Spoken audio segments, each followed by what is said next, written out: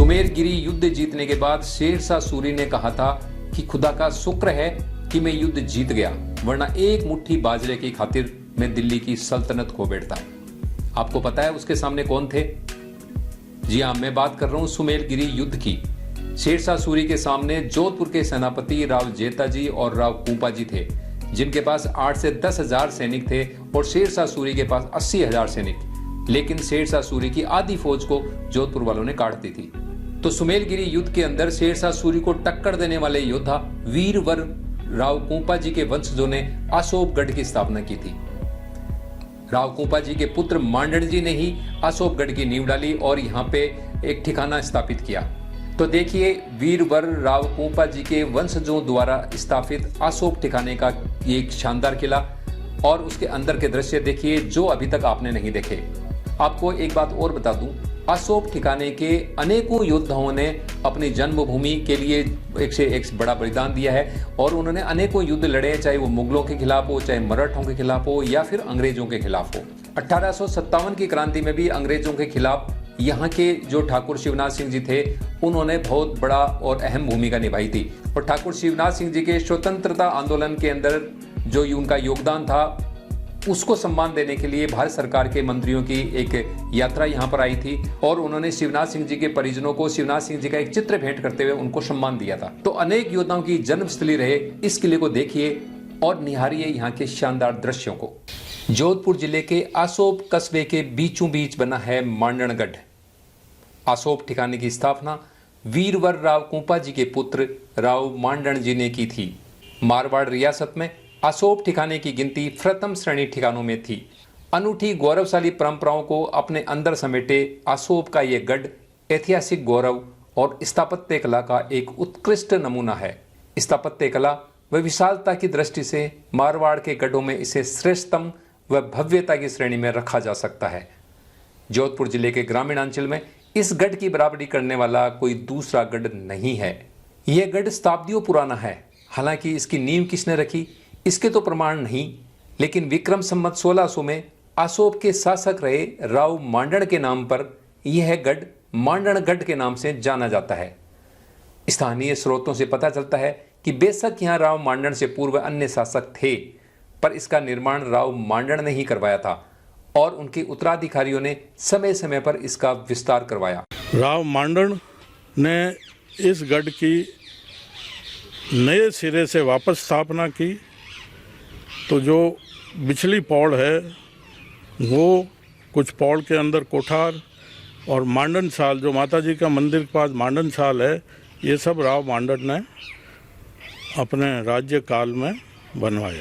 राव मांडन के लड़के खीमकरण जी, उन्होंने भी करीब 18 युद्ध लड़े। गढ़ के द्वितीय द्वार यानी बिचले दरवाजे को मांडन पोल कहा जाता है, जिसका निर्माण राव मांडन जी ने करवाया था।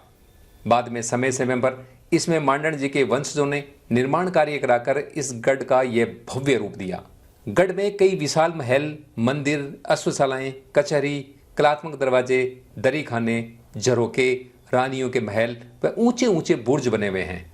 गढ़ के मुख्य द्वार पर फतेह पोल बनी है।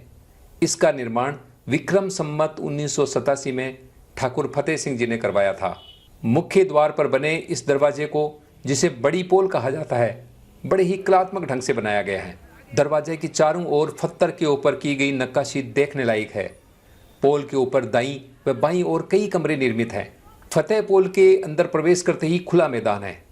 मैदान के एक तरफ कई कमरे बने हुए हैं। यहाँ से गढ़ के मुख्य परिसर में प्रवेश करने के लिए एक विशाल दरवाजा बना है, जिसे मांडन पोल कहा जाता है। और मांडन पोल के अंदर ही गढ़ के सभी सुंदर महल बने हैं। मांडन पोल से अंदर प्रवेश करते ही सामने एक सुंदर दरी खाना नजर आता है। इसी खूबसूरत दरी खाने में बैठकर यहाँ के शासक प्रशासनिक कार्य करते थे और गढ़ में आने जाने वाले आम जन से लेकर खास व्यक्ति तक यहीं पर वो मिलते थे। एक तरह से दरी खाना ही यहाँ के शासकों का दरबार था। दरी खाने के सामने बने चबूतरे के नीचे वर्षा जल संग्रह करने हेतु एक विशाल हौज बना है, जो गढ़ में रहने वालों की वर्ष भर की जल की आपूर्ति करने में सक्षम था। पानी का यह हौज आज भी वर्षा जल से भरा रहता है, पर पीने के काम नहीं लिया जाता। दरी खाने के पास से ही एक रास्ता मांडन जी की साल की तरफ जाता है। इस साल के पास महलों के बीच में कुंपावत राठौड़ों की आराध्य चामुंडा माता का मंदिर है, जिसमें देवी की आदमकद प्रतिमा लगी है। देवी मंदिर के प्रांगण के नीचे एक तल घर बना है, जो कभी खाद्य सामग्री रखने के काम आता था। ये कीरत महल है जो ठाकुर कीरत सिंह जी ने बनाया था और इसका निर्माण लगभग 350 वर्ष पहले हुआ था। ठाकुर फतेह सिंह जी ने विक्रम संमत 1985 में गढ़ के अंदर फतेह निवास नाम से एक अत्यंत सुंदर महल बनाया। विक्रम संमत 1987 में ठाकुर फतेह सिंह जी ने गढ़ में कचहरी का निर्माण करवाया। विक्रम संमत 1989 में अपने प्रथम पुत्र देवी सिंह के नाम पर गढ़ के पश्चिमी हिस्से में अश्वशाला के ऊपर देवी निवास नामक महल बनवाया। विक्रम संमत 1990 में उन्होंने देवी निवास के ऊपर एक चतुर्मास में रहने के लिए छवि निवास नाम से एक कक्ष बनवाया। विक्रम संमत 1994 में उन्होंने गढ़ के बगीचे के अंदर एक अनोखे प्रकार का मकान बनवाया। इस प्रकार फतेह सिंह जी ने अपने शासन के दौरान गढ़ में अनेक महल व दरवाजे बनाए, जो आज भी गढ़ में शान से खड़े हैं। ठाकुर फतेह सिंह जी की तरह ठाकुर चैन सिंह जी ने भी गढ़ में अनेक निर्माण कार्य करवाए, जो आज भी गढ़ की शोभा में चार चांद लगा रहे हैं। उन्होंने दुर्ग के अंदर एक अश्वशाला बनाई। ठाकुर चैन सिंह जी ने चैन सुख निवास नाम से एक विशाल दर्शनीय भवन बनवाया। इसकी रचना व सुंदरता मनमोहक है। यह भवन जनाना भाग में बनाया गया। मांडण पोल के अंदर बाईं तरफ मित्र निवास नाम से एक सुंदर बंगला निर्मित है। ये बंगला गर्मियों में ठंडा व सर्दियों में गर्म रहता है। ठाकुर चैन सिंह जी का निवास प्राय इसी में रहता था। यह आधुनिक शैली से निर्मित है। गढ़ के दरवाजे के ऊपर 125 फीट ऊंचाई पर चित्रसारी बनी हुई है। यहाँ से 8 से 10 मील की दूरी का दृश्य आसानी से दिखाई देता है। राज परिवार वर्षा ऋतु में इस महल से प्राकृतिक सौंदर्य का अवलोकन किया करते थे। इसके अतिरिक्त ठाकुर चैन सिंह जी ने गढ़ में मोटराले व बागर का बड़ा दरवाजा बनवाया। उन्होंने नाहर सिंह जी के महल व दरी खाने के ऊपर के झरोकों व राजमहलों का जीर्णोद्धार करवाया। इनके अलावा गढ़ में छत्रसाली और पीतम निवास भी निर्मित है।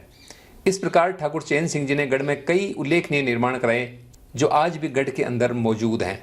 गढ़ के बीचों बीच 2 ऊंचे बुर्ज बने हुए हैं, जो दूर से दिखाई पड़ते हैं। बेजोड़ स्थापत्य कला की यह नायाब कलाकृति हर किसी का मन मोह लेती है।